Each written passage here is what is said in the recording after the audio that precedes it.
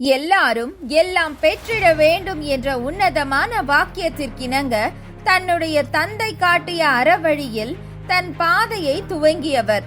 இளம் வயதில் தன் தந்தை தொழில் நிமித்தம் காரணமாக வெளியூர் சென்ற பொழுதில் தன் தாய் சந்தனம்மாள் துயரம் கண்டு வேதனை அடைந்து தன் குடும்ப நலனுக்காக ஒரு மளிகை கடையில் தன் வெற்றி பயணத்தை ஆரம்பித்தார்.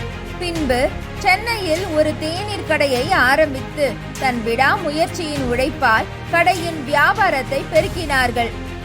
எந்த வேலையும் இழிவு இல்லை, சோம்பல்தான் இழிவு என்று எண்ணும் வண்ணம் தன் உழைப்பின் சிறிது நேரத்தை கூட வீணடிக்காமல் விடியற் காலையில் அனைத்து வீட்டிற்கும் தினத்தந்தி நாளிதழை எடுத்து சென்று வழங்கினார்.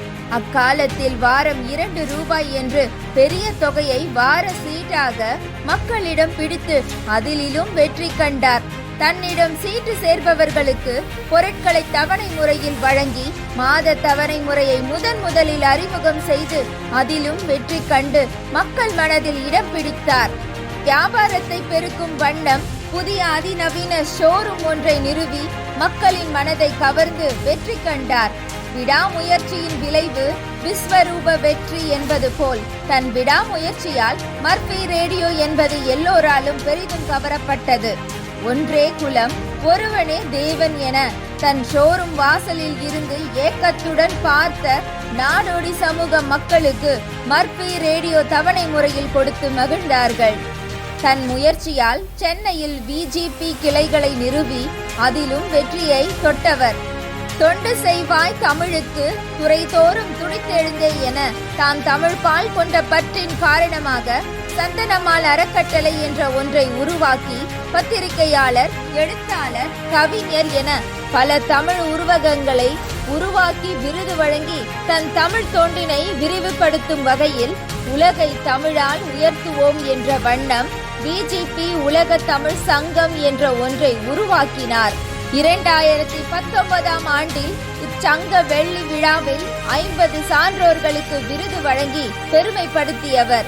தன் தமிழ் மொழியின் பற்று குறையாது வண்ணம் 100க்கும் மேற்பட்ட நூல்கள் எழுதியும் 1,00,000 கவிதைகள் புனைந்தும் 6 பல்கலைக்கழக துணைவேந்தர்களால் கவி சக்கரவர்த்தி என்ற பட்டம் பெற்றவர்.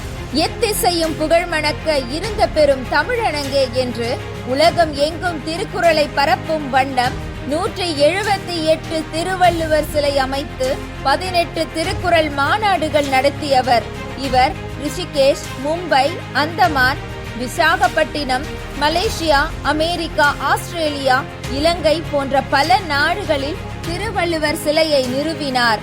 நாம் மீண்டும் மீண்டும் என்ன செய்கிறோமோ அதுவாகவே நாம் ஆகிறோம் என்பன போல் தமிழ் தொண்டினை சிறப்புடன் செயலாற்றியமைக்காகவும் சமுதாய தொண்டினையும் அங்கீகரிக்கும் வண்ணம் தமிழ்நாடு அரசு 2006இல் கலைமாமணி விருதும், 2015இல் திருவள்ளுவர் விருதும், 2019இல் இங்கிலாந்து பாராளுமன்றம் வாழ்நாள் சாதனையாளர் விருதும், 2020இல் தமிழ்த்தாய் விருதும் பெற்ற பெருமையும் இவருக்கே. உழைப்பின் வாரா உறுதிகள் உழவு என்னும் பொன்மொழிக்கேற்ப உழைப்பவர்கள் எல்லாம் உன்னதம் அடைவார்கள் என்பது உண்மைதான்.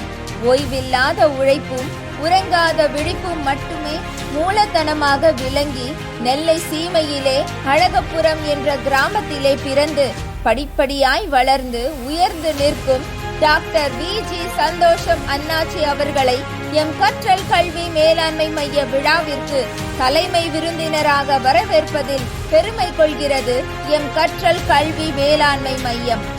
மேலும் மக்கள் சேவையே மகேசன் சேவை என்பன போல் தாங்கள் மக்களுக்கு செய்யும் சேவைகளும் தமிழ் பற்றின் காரணமாக தமிழுக்கு செய்யும் தொண்டுகளும் மென்மேலும் வானோங்கி சிறப்பாக செயலாற்ற எங்களின் நெஞ்சார்ந்த வாழ்த்துக்களை ஐக்கிய அரபு அமீரகத்தில் உள்ள எங்கள் கற்றல் கல்வி மேலாண்மை மையம் சார்பாக வாழ்த்துகிறோம்.